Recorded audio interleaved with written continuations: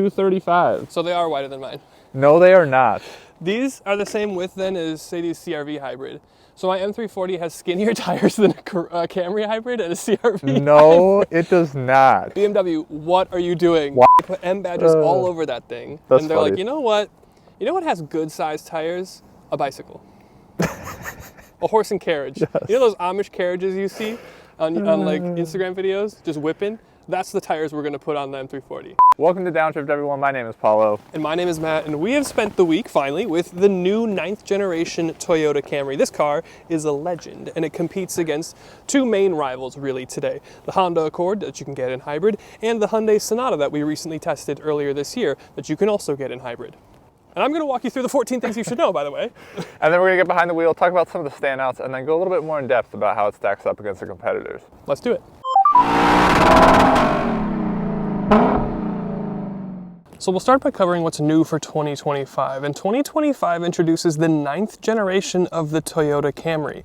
And essentially everything is new for this new 9th generation except for the actual platform. But what about competitors? Now obviously this is kind of the segment defining car. This and the Honda Accord have owned the segment, the mid-size economy sedan, for decades. And it continues to be this way. This Toyota Camry has hybrid and all-wheel drive. The Honda has hybrid and front-wheel drive, but there's also a Hyundai Sonata hybrid on offer, which we tested earlier this year. But I mentioned hybrid, so let's talk about what's under the hood. Now this new Camry gets the new 5th gen hybrid system from Toyota.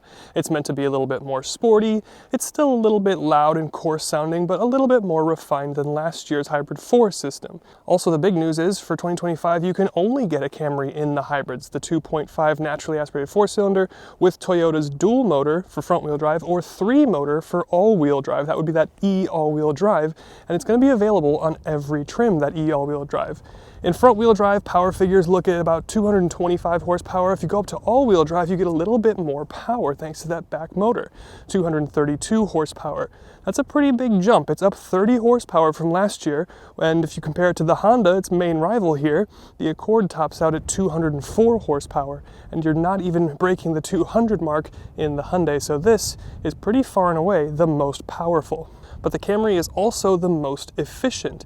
This all-wheel drive XLE is rated about 46 mpg combined, but you can get over 50 mpg with front-wheel drive and skinnier tires.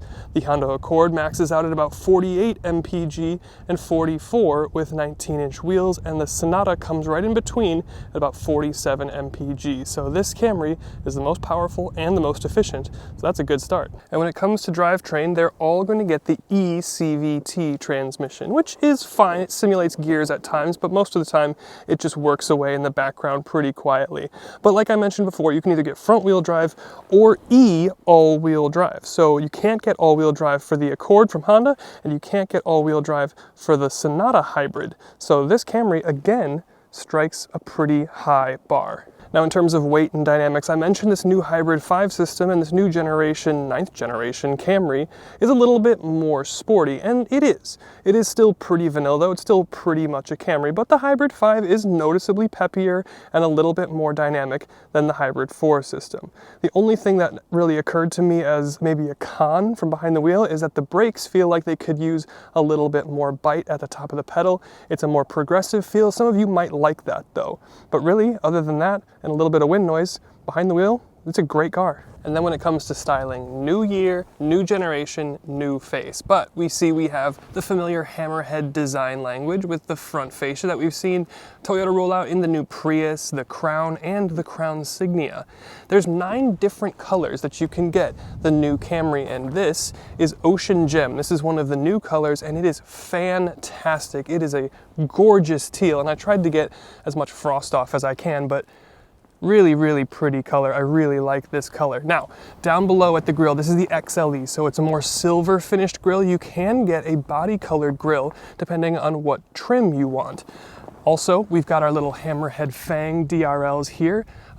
protruding from our grill. They're white here, but in the XSE, you can get them in amber. But also the XSE that I played around with at Road America earlier this year could also do white. So the DRLs can kind of be whichever color you want, depending on how you spec the car. But coming around to the side of the car, again, you get a great look at this ocean gem paint color. This is the XLE, but if you want to go up to the XSE, you can get 19-inch wheels, and there's about a $1,500 optional wheel that looks really, really cool. Also, you can option to have a two-tone black roof if you'd like.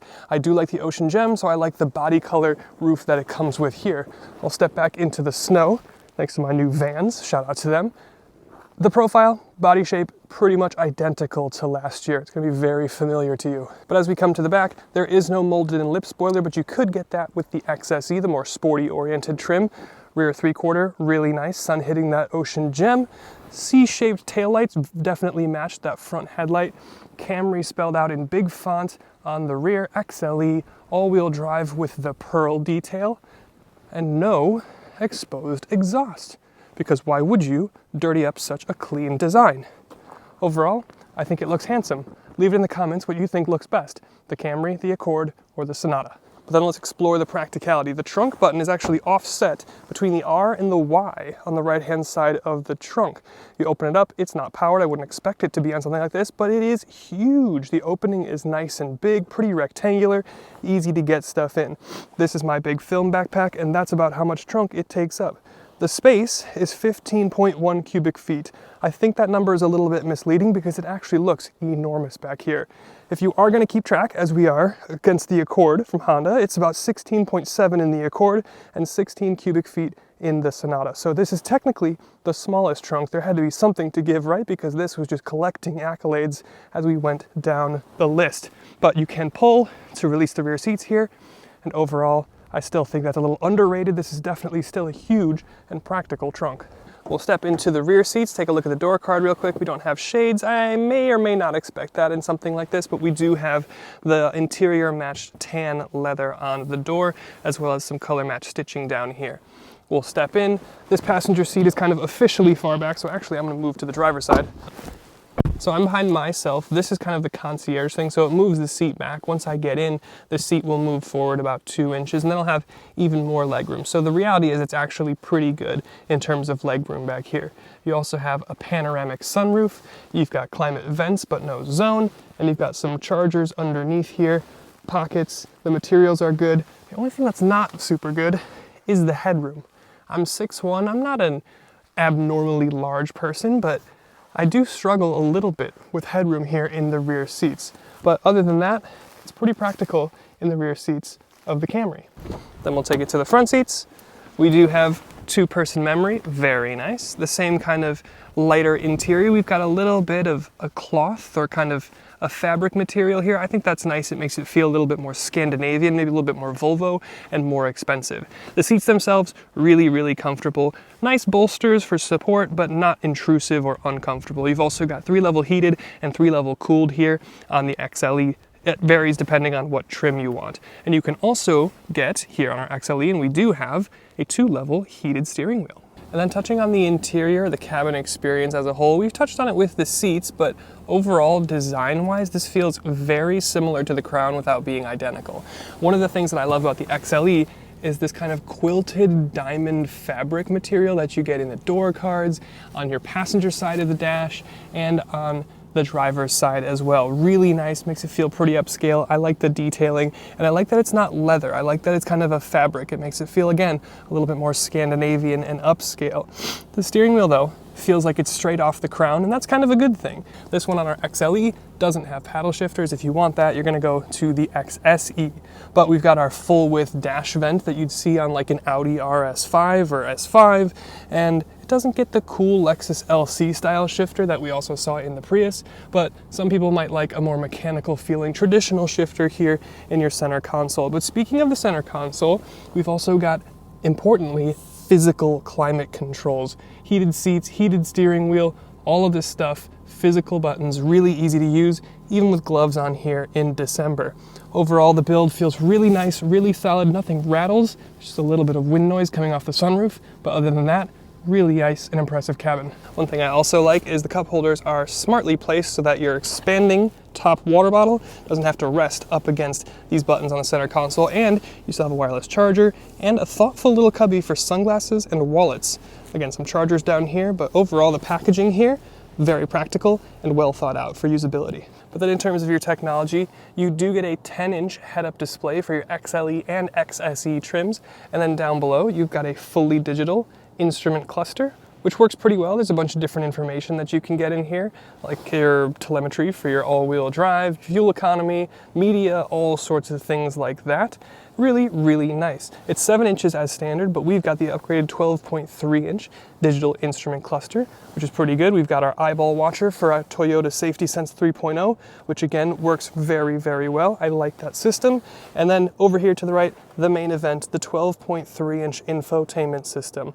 This has got wireless Apple CarPlay and Android Auto, over-the-air updates, dual Bluetooth. We've covered this system on a number of different vehicles over the past few years, debuting with the new generation Toyota Tundra. It's a great system, it works, it's easy, it's not cluttered, and I like it. One of the things we don't have is a digital rear view mirror, but we do have really nice 360 cameras, and you can even change the color of your car in the 360 camera.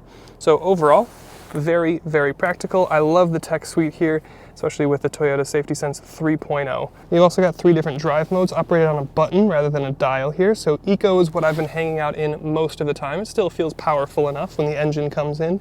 You've also got normal and sport. Again, we explored some of that sport stuff with the new Hybrid 5 system. This again has the most horsepower and power in the segment, so that is nice to see. But you've also got this EV mode button, which is a button that I don't really know that they need to include here. This allows you to go into EV mode specifically if the battery is under the right conditions as far as temperature and charge state, but also it only works like under 25 miles an hour and at like 5% throttle input. So you gotta be real ginger with your foot, but the car also puts itself into EV mode when it feels that it's appropriate. So I'm not really sure that they need this button. And the last thing that we'll cover is price. Now, the new 9th generation Camry starts at $28,400. Again, hybrid as standard, you can get all-wheel drive on any trim, pretty nice. The XLE, which we're testing here, $33,400 to start, and the XSE trim starts at $34,600. So a little bit more for the sporty-oriented and sporty-looking version of the Camry. But with all those things covered, let's grab Paulo and go for a bit of a drive and talk about what the experience has been like living with America's favorite sedan. Hey guys, real quick, Matt here. Just wanted to say I hope you've been enjoying the video. If you have, would really appreciate you hitting that subscribe button. I know it doesn't seem like a big deal, but it does go a long way in helping us get access to cars sooner and get access to manufacturer engineers so we can get more information on the cars and get you more information so you can make better decisions. So would really appreciate you hitting that subscribe, like, comment, the whole YouTube thing. But with that, let's get back to the video. Or an Accord hybrid. I have ambivalence towards this. Ambivalence? Yeah. Just 3, 2, 1. In eco mode, didn't even put it in sport. No, we didn't need sport. This is where this thing thrives, is in eco mode. You don't need sport in the Camry. I think that this is pretty much exactly what this car needs to be. Yeah, I feel like it was a very uneventful week in like the best way possible. 100%. It's just such a solid experience. 100%. I think the interior is put together really well. I like some of this dash accenting and a little bit of personality. The ride is great. The fuel economy is pretty good. We'll talk about some of this in a minute. I think it looks all right. I like the ocean gem. Yeah, I know it's going to be reliable. I love the color. The new Hybrid 5 system is good. So let's talk about some of your standouts. Yeah, I mean, I think personally subjective, but I really do like the look of this thing, especially in this color spec, the ocean gem, you just mentioned it. I also really like how it has like good power, yeah, but even better fuel economy, it's got which the is most awesome. power in the class, right, by not a little bit either. So this is like 232 horsepower because we have the all-wheel drive. Closest that you can get in an Accord is like 204. So we've got like almost 30 more horsepower, and at 200, that's significant. Yeah. And the Sonata hybrid isn't even cracking 200. No. So this is far and away the most powerful. This is also the only one with all-wheel drive that you can get, which is huge, especially for snowy the Midwest, area. yes. December in Wisconsin. Yeah, we had a lot of snow this week, and I'd say I was very thankful that we had a car equipped with all-wheel drive because it truly is Mm-hmm. a better experience. Yeah. Less nerve-wracking than just the front-wheel drive car. Totally. It's an all-wheel drive, so there's not a mechanical link, so people will have feelings about that, but it's better than not having all-wheel drive. Yeah. And it's felt really confident and sure-footed in the wet, in the snow, and it's been fine. Yeah. So I like that. Also, just one more thing, Yeah. one more superlative. So it's got the most power, it's got the most drive wheels, and it's also the most efficient. So you can get this, depending on spec, front-wheel drive, of course, and depending on tires, you can get this at 50 mpg, which kind of then becomes like, I love the look of the new Prius, but like, why would you get a Prius when you can get 50 mpg in this? You know what I mean? Yeah, and this is a bit more inspiring than a Prius, I'd say. It's just bigger, the back seat's usable, the trunk is way bigger, the hatch on the Prius is, well, this is not a Prius video. Sorry, if you have any more standouts. Yeah, I think the only thing I'd mention, well, two things, is, like, I love how equipped this is from a safety perspective, but I do not enjoy the eye monitoring system. It seems to scream at you a lot, and I'm talking like I looked down for 2 seconds and it seemed like it yelled at me. Also, if you drive like this with your hand at 12, you're obviously blocking the sensors from looking at your eyes, and it'll beep at you. One thing that I noticed as well is you drive a little bit more upright than me. I'm a little bit more leaned back, and a lot of the time it flashed a message that just said "sit up!" exclamation point.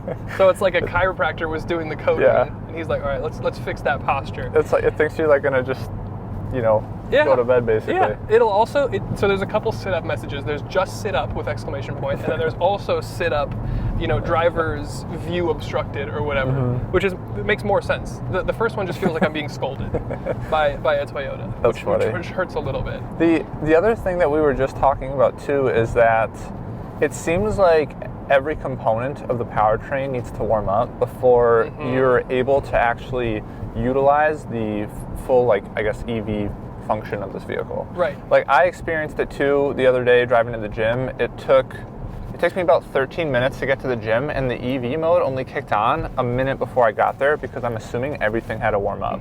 Yeah, so that's something I've noticed the last 2 days. It seems like right around freezing, right around 32 degree ambient temperature, is where the cutoff is. So above that, hybrid or the EV mode kicks in on its own pretty easily, pretty readily. But under that threshold, it seems, it does take a while for the engine to heat up, and then I'm assuming the battery pack needs to heat up. You can see on regen for your braking that it's not accepting as much energy flow back into the battery until things start to get warmed up. So I left after shooting our 13 things or whatever it is at average low to mid 40 mpg, but then driving to my parents' house for the Christmas stuff and then driving here, it was shorter trips, and so the car wasn't warm, and so I see my average fuel economy dropping significantly, right? Because the hybrid system's not totally warmed up, the battery's not totally warmed up. It has an EV mode, but you can't push it because it's too cold, it won't go and it won't just throw itself into EV mode. So just be aware of that in the cold weather, your fuel economy will suffer until the car warms up, and then it'll be back to really good. So there's a couple things I noticed. I also noticed some wind noise off of what sounded like the sunroof, which was very weird. Was that post-snow though? I wonder, pre-snow? Pre-snow. Okay, yeah. I got it washed and I got the snow all cleared off, and I still noticed it, which was a bit odd. But other than that, it's been fantastic. I feel like I don't know how I have ambivalence towards this specific material. This is the second time you've used this word today. Well, did you get the word of the day calendar that I suggested? I do, yeah. Well, I'm trying to learn two words a week. Wow, okay. Ambivalence was 3 weeks ago. Okay, so why don't you tell us and the viewers what ambivalence means? It means having mixed feelings towards something or someone. So, I like the design, but I feel like, in 5 years, is that still going to look is it gonna age well, I guess is my question. I'll say it this way. I think this will still look more interesting than just a scratchy black or soft touch black dash. That is true. So it'll still have more character. Yeah. That's my opinion, though. I'm into this sort of thing. Anything else? No, I think I'm good. I mean, we didn't really touch on how it competes to the Sonata, but Sonata's kind of probably on the low end. Yeah, I feel like it's the third in the list in terms of these three. Yeah, I would rank it personally Camry, just because you get some of the all-wheel drive functionality for this climate. You get a little bit more power, a little bit more efficiency depending on how you want to spec the car. Accord, great all-rounder, still a great car. And then the Sonata, also very good. Loads of tech, the interior is pretty nice, very comfortable ride, but that's the order that I think I'd have mine. Yeah, I'd agree with you. So with that, thank you guys for watching. Thank you to Toyota for letting us have a go in your new 9th generation Toyota Camry. Hybrid exclusive now. And we'll see you in the next one. Bye, guys. You said bye. I did. You don't usually say bye. I know, I thought. I'll mix it up. Throw him a bone. It's Christmas.